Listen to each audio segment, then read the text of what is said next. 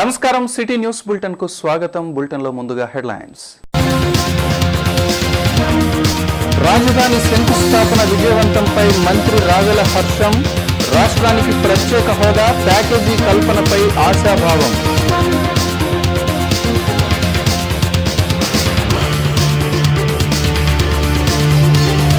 ప్రత్యేక హోదాను సాధిస్తాం, 5 కోట్ల ఆంధ్రుల కలలు నెరవేరుస్తాం. ఎంపీ గల్లా జయదేవ్ స్పష్టం.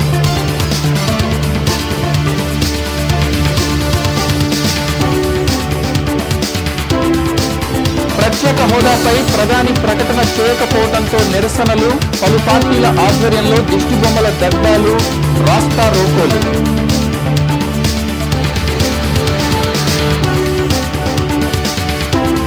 ప్రత్యేక హోదాపై ప్రధానిని నిందించటం ప్రతిపక్షాల మూర్ఖత్వం. హోదాపై నీతి ఆయోగ్ అధ్యయనం చేస్తుందన్న మంత్రి పుల్లారావు.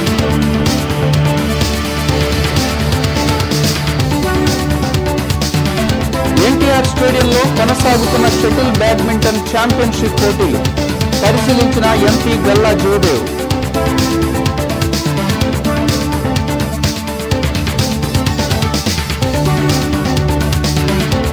కూల్చిన పీవీకే నాయుడు మార్కెట్లోనే కూరగాయల విక్రయాలు, వ్యర్థ సామాగ్రి తొలగించాలని వ్యాపారుల విన్నపాలు.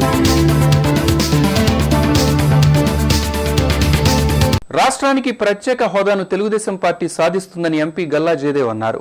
రాష్ట్రాభివృద్ధికి కేంద్రం అన్ని విధాలా సహకరిస్తుందని ప్రధాని మోడీ ప్రకటించడం పట్ల ప్రజలు హర్షం వ్యక్తం చేస్తున్నారని తెలిపారు. రాజధాని అమరావతి శంకుస్థాపన కార్యక్రమానికి భారీగా ప్రజలు తరలిరావడం పట్ల గుంటూరు ఎంపీ గల్లా జయదేవ్ హర్షం వ్యక్తం చేశారు. 5 కోట్ల మంది ప్రజల రాజధానిని అన్ని హంగులతో నిర్మించాలనే లక్ష్యంతో చంద్రబాబు ప్రభుత్వం పనిచేస్తోందని చెప్పారు. బృందావన్ గార్డెన్స్ లోని ఎంపీ కార్యాలయంలో ఆయన మీడియాతో మాట్లాడారు. రాష్ట్రానికి ప్రత్యేక హోదాపై కేంద్రంతో చర్చలు కొనసాగుతూనే ఉంటాయని చెప్పారు. రాజధాని నిర్మాణంతో టీడీపీ మేనిఫెస్టోలోని ఇంటికో ఉద్యోగం హామీని అమలు చేసే అవకాశం ఉంటుందని ఎంపీ జయదేవ్ అన్నారు. Between Vijayawada and Guntur kuda I fought for that. That is the first thing. But capital ikkada ochindi. Along with capital, so much of investments are coming. Once the capital comes up and policies are prepared and master plan is completed, then industries will start to come here also. I will also bring an industry. That is a promise I intend to keep.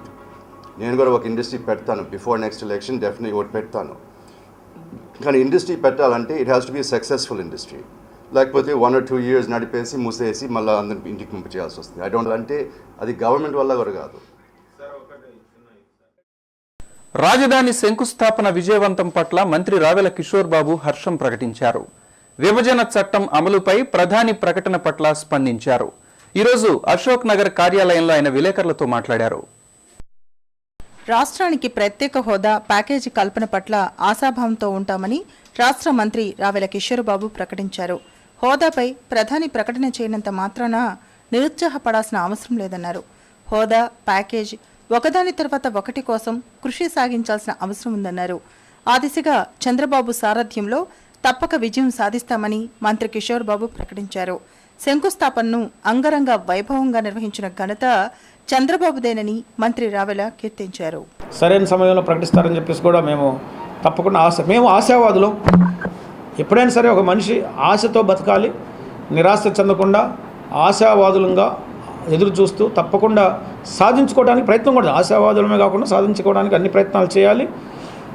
ముఖ్యమంత్రి గారు ఎప్పుడు ఎక్కడ కూడా ఏ సందర్భంలో కూడా వెనుకంజ వేయట్లేదు. మన ప్రజల తరఫున నిత్యం పోరాడుతూనే ఉన్నాడు. ప్రత్యేక హోదా అనేది ఒక లక్ష్యం, ప్రత్యేక ప్యాకేజ్ అనేది ఒక లక్ష్యం. ఒక లక్ష్యాన్ని సాధించే ముందు మరొక లక్ష్యాన్ని సాధించుకోవాల్సినటువంటి అవసరం మనకుంది. ప్రత్యేక హోదాపై ప్రధాని ప్రకటన చేయకపోవడంపై సిపిఐ భగ్గుమంది. ఈరోజు పాత బస్టాండు కోడలిలో మోడీ దిష్టిబొమ్మను దగ్ధం చేసింది. ప్రత్యేక హోదాపై ప్రజల ఆశలను మోదీ, చంద్రబాబు వమ్ము చేశారని సిపిఐ జిల్లా కార్యదర్శి జంగాల అజయ్ కుమార్ ఆగ్రహం వ్యక్తం చేశారు. శుక్రవారం పాత బస్టాండ్ కూడలిలో పార్టీ శ్రేణులతో కలిసి ప్రధాని దిష్టిబొమ్మను దగ్ధం చేశారు. అంతకుముందు కొత్తపేట మల్లయ్యలింగం భవన్ నుండి ర్యాలీ నిర్వహించారు. ఈ సందర్భంగా అజయ్ కుమార్, మాల్యాద్రి మాట్లాడారు. ప్రత్యేక హోదా కోసం నిరీక్షించిన ప్రజలను ప్రధాని మోదీ మోసగించారన్నారు. సీఎం చంద్రబాబు సైతం హోదా కోరకపోవడం సిగ్గుచేటన్నారు. కేంద్ర మంత్రివర్గం నుండి టీడీపీ తొలగి హోదా సాధన ఉద్యమంలో భాగస్వాములు కావాలని అజయ్ కుమార్, మాల్యాద్రి పిలుపునిచ్చారు. రాజధాని శంకుస్థాపన సందర్భంగా నరేంద్ర మోడీ గారు ప్రత్యేక తరగతి హోదా గురించి ప్రకటిస్తారని ఆంధ్ర రాష్ట్ర ప్రజలందరూ కూడా ఆశించారు. పార్లమెంటు సాక్షిగా, రాజ్యసభ సాక్షిగా ఆ రోజున నరేంద్ర మోడీ, వెంకయ్య నాయుడు గారు చెప్పినటువంటి మాటలు కానీ, ఎన్నికల సందర్భంగా నరేంద్ర మోడీ, వెంకయ్య నాయుడు గారు చెప్పినటువంటి హామీలు కానీ, వాటన్నింటికీ తిలోదకాలిస్తూ నిన్న జరిగినటువంటి రాజధాని సభలో చేసిన ప్రసంగంలో ప్రత్యేక తరగతి హోదా గురించి కనీసం ఊతెత్తని నరేంద్ర మోడీ తెలుగు ప్రజలకు ద్రోహం చేసిన వాడు. ఆంధ్ర రాష్ట్ర ప్రజలకు తీరని ద్రోహం చేసినటువంటి నరేంద్ర మోడీ ఇవాళ ఎవరైనా ఆంధ్ర రాష్ట్రానికి ప్రధానమైనటువంటి శత్రువు ఎవరైనా ఉన్నారంటే ప్రధానంగా నరేంద్ర మోడీ. నిన్న జరిగిన రాజధాని శంకుస్థాపన చారిత్రాత్మక ఘట్టంగా నిలిచిపోతుందని రాష్ట్ర మంత్రి ప్రత్తిపాటి పుల్లారావు అన్నారు. కార్యక్రమానికి లక్షలాది మంది హాజరై జయప్రదం చేసినందుకు కృతజ్ఞతలు తెలిపారు.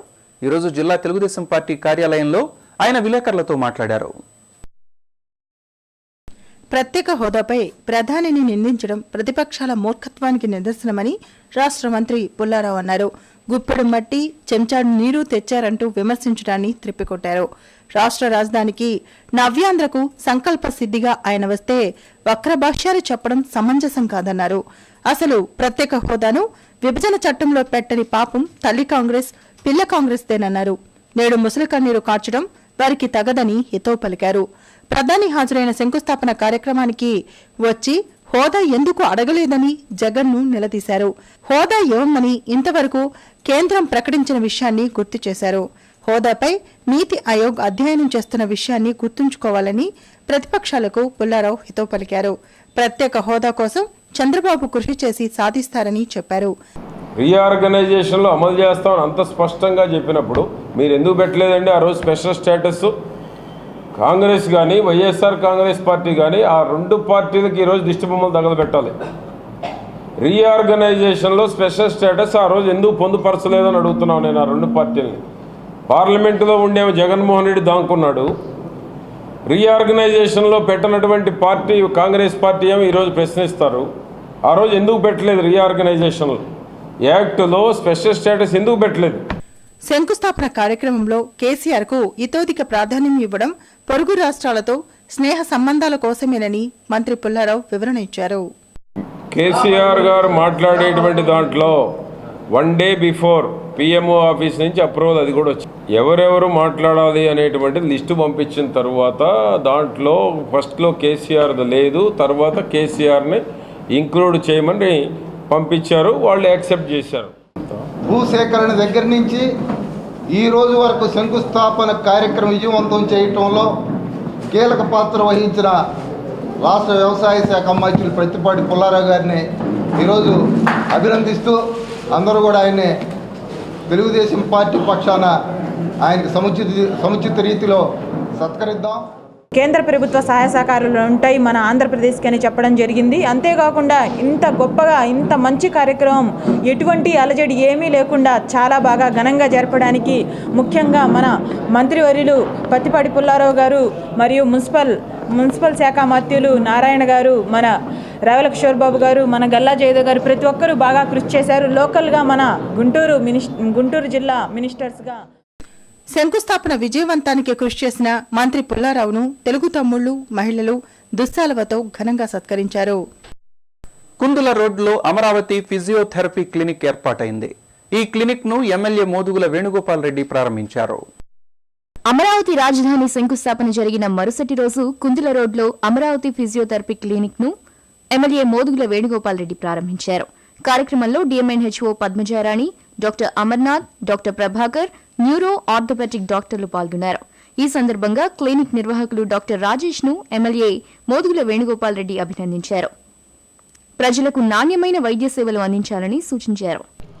ఈరోజు సోదరుడు డాక్టర్ ఎం రాజేష్ రోషన్ చేతుల మీద గుండా ఆయన యొక్క అమరావతి ఫిజియోథెరపీ స్పోర్ట్స్ రిహాబిలిటేషన్ క్లినిక్ని ఈ రోజున నా పశ్చిమ నియోజకవర్గంలో మరి ప్రారంభోత్సవం చేయటం, ముఖ్యంగా ఫిజియోథెరపీ అనేది ఈ రోజున న్యూరాలజీకి, ముఖ్యంగా ఆర్థోపెడిషన్స్కి అనుసంధానంగా పనిచేయాల్సినటువంటి డిపార్ట్మెంట్. బట్ ఈరోజు రాజేష్ రోషన్ ఒక మంచి భవిష్యత్తు ఉన్న డాక్టర్గా, నిన్న అమరావతి శంకుస్థాపన మోడీ చేతుల మీద జరిగింది. ఈరోజు అమరావతి ఫిజియోథెరపీ క్లినిక్ మోదుగుల చేతి మీద జరిగింది. సో డెఫినెట్గా అక్కడ అమరావతి, ఇక్కడ అమరావతి క్లినిక్ రెండు ఈ యొక్క ప్రజలకి ఉపయోగపడే విధంగా, ప్రజల మనసు దోచుకునే విధంగా మరి సేవలు అందించాలని చెప్పి రాజేష్ రోషన్కి, ముఖ్యంగా ఆయన స్నేహితులకి, అందరూ కూడా డాక్టర్స్ కూడా ఆయన కోఆపరేట్ చేసే విధంగా కూడా మరి పెద్ద పెద్ద డాక్టర్స్ అంతా కూడా ఈ పేదలకు వైద్య సేవలు అందుబాటులో ఉండేలా ప్రైవేట్ హాస్పిటల్ నిర్వాహకులు చూడాలని డిఎంఎన్హెచ్ఓ పద్మజారాణి తెలిపారు.